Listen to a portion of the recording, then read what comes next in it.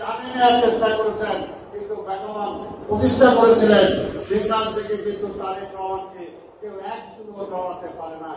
তাই তারেক রহমান 5ই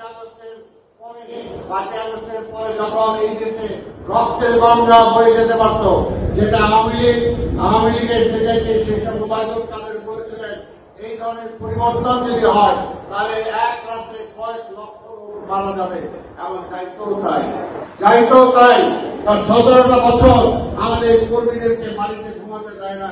আমাদের কর্মীদের ব্যবসা বাণিজ্য তারা লুটপাট করে দখল করে নিয়ে গেছে, বাড়িঘর দখল করে নিয়ে গেছে।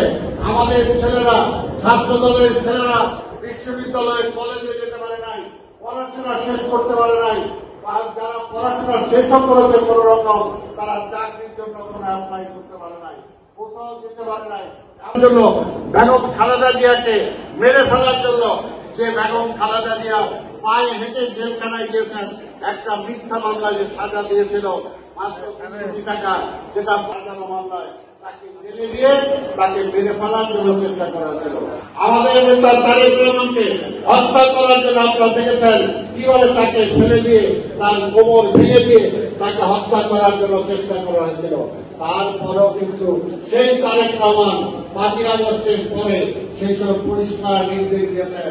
এই আওয়ামী লীগ, বিগত স্বৈরাচার যত অত্যাচার, নিপীড়ন, নির্যাতন করুক না কেন, এখন আপনারা কেউ আইন হাতে তুলে নেবেন না। কোথাও কোনো আপনার সম্পদ দখল হয়ে থাকলেও সেটাকে পুনর্দখল। জিয়া রহমান, এটা হলো বেগম খালেদা জিয়া, তার দল আমরা করি। এই 17 বছরে পরীক্ষিত আজকে নওগাঁ বলি, আজকে রাজশাহী বিভাগের নেতা কর্মীরা যে সন্তান ছিল সেটা পর্যন্ত আওয়ামী লীগ জোর করে নিয়ে গেছে, কিন্তু তারপরেও কিন্তু বিএনপি এখনো ধৈর্য ধরে আছে। আওয়ামী লীগ বিএনপির মধ্যে পার্থক্য হলো এটাই যে 73 সালে পল্টন ময়দানে মাওলানা ভাসানী দাঁড়ায় বলছিল, মুজিব তোমার ছাত্রলীগ, যুবলীগ, তোমার লাল বাহিনী, নীল বাহিনী,